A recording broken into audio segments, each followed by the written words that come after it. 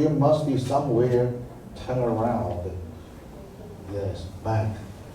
Or otherwise, there will be an infinite discontinuity there. Okay. Then, similarly, cannot go down unlimited because there will be an infinite discontinuity again. And because of the continuity, from here to here, the chalk cannot leave the blackboard with a curve. So finally, intuitively, all possible values of this function f on this closed finite interval is also a closed and a finite interval. And the endpoints are their extreme values. The endpoints are the extreme values of the function f. So if we use inequalities and the quantifier, we can say there it exists C and D in this closed interval such that f of C is less than or equal to f of x, and f of x is less than or equal to f of d. For what x? For all x in this closed interval AB. Okay, existence.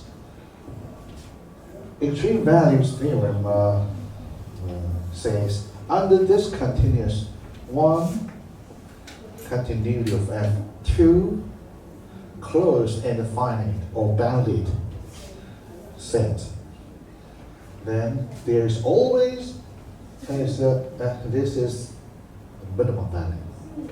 F is the maximum value. Okay, always have D, C.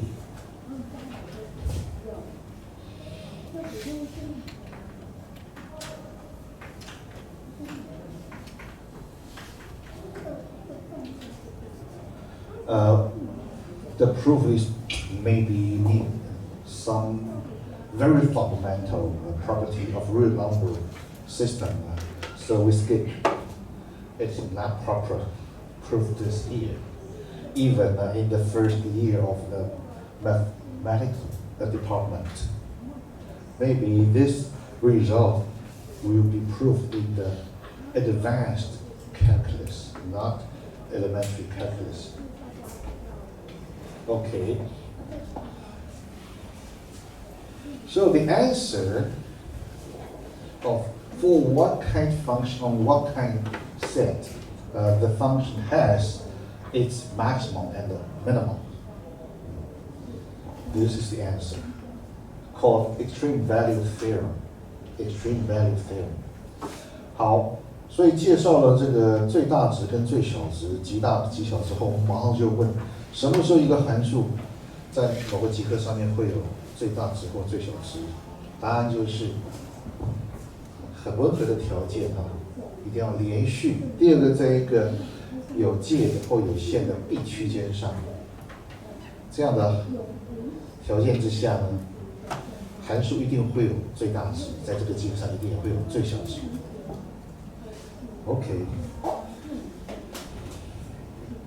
extreme value theorem。Next,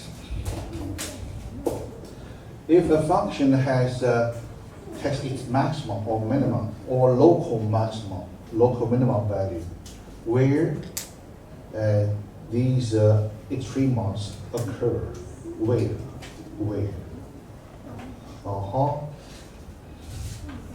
If differentiability is involved, okay.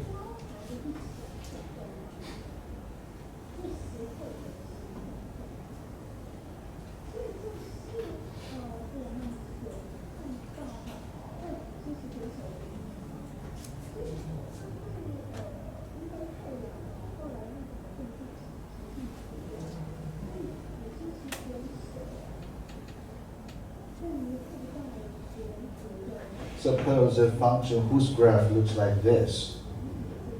Then on this closed array, it seems that this number is its minimum.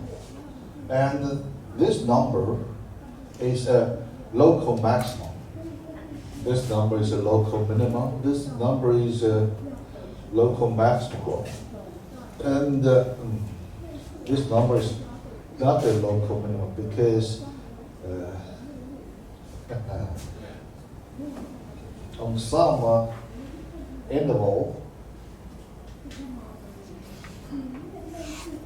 of this point, this number is not the smallest one because the value of this of the function at this number is here, not here. It's not here. And this is a local maximum because on this interval, this is the largest one. Oh, also the global maximum. Anyway, as you can see, that for a given interval may be closed. So this interval has 2 or 1 or none endpoints or boundary points. The maximum or minimum may occur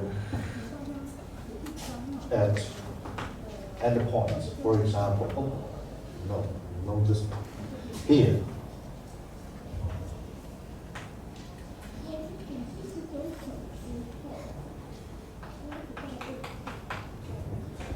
Minimum value of this function is the value of f at an endpoint. Local maximum, local minimum, local maximum, also global maximum. Maybe a cusp or a corner means non-differentiable or discontinuous there. If f is not continuous here, then of course f is not differentiable here, because differentiability implies continuity. Finally, if f is differentiable as some number and this f of that number is a local extreme value, then it seems that the tangent should be horizontal. Okay. If not horizontal, for example, positive, or locally will be a straight line with a positive slope. So this value cannot be a local maximum. For example, here, this number cannot be a local maximum because if we resume this part, you will see,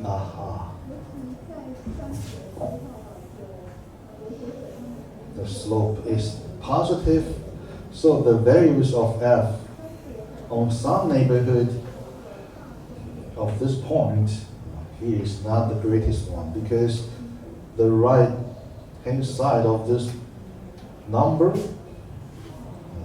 the values are all greater than the values of f, the value of f at this number.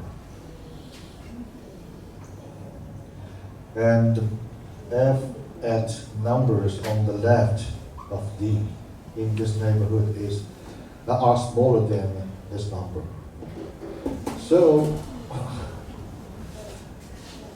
this leads to the next theorem called Riemann theorem.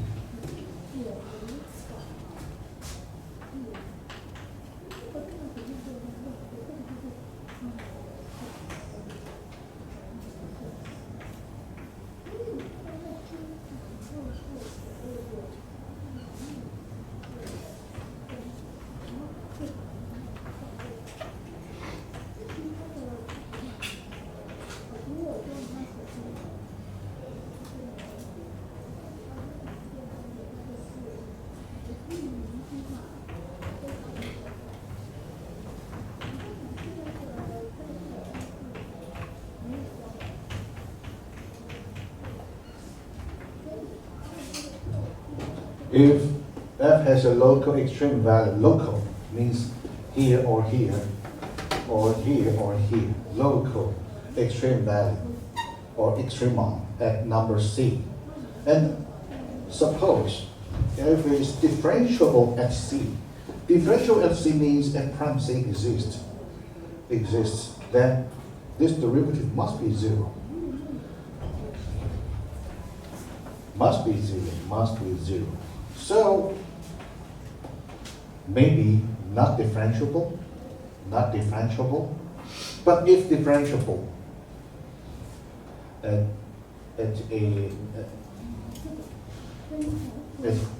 which local extreme values occur, then its derivative must be zero. Okay, this is a necessary condition for f having a local extreme and a differentiable value. A necessary condition. Sometimes the derivative is zero, does not imply f has a local extreme value. For example, here, for this number, f has a horizontal tangent, but this value is not a local extreme value. Yes, because if this number is a local minimum, means on some neighborhood of this interval, it should be the lowest position, but now this is lower than this position. Also, this is not a local maximum. Why? If local maximum means on this interval, on some interval, should be the highest position, but here is higher than this position. So this is not a okay. This FC is a local minimum, and this kind f of c is a local maximum. But here, FC is neither a local maximum nor a local minimum. Here, here, here. Okay, this is not differentiable. Yes, if differentiable, then must be maybe not differentiable.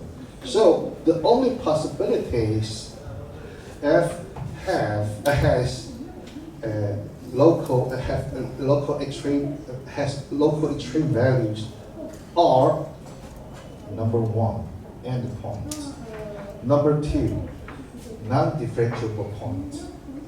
Number three, derivative is zero. So this is the next closed interval method. Later we will talk about this. All possible places are one, endpoints. Number two, non-differentiable. Number three, derivative is zero.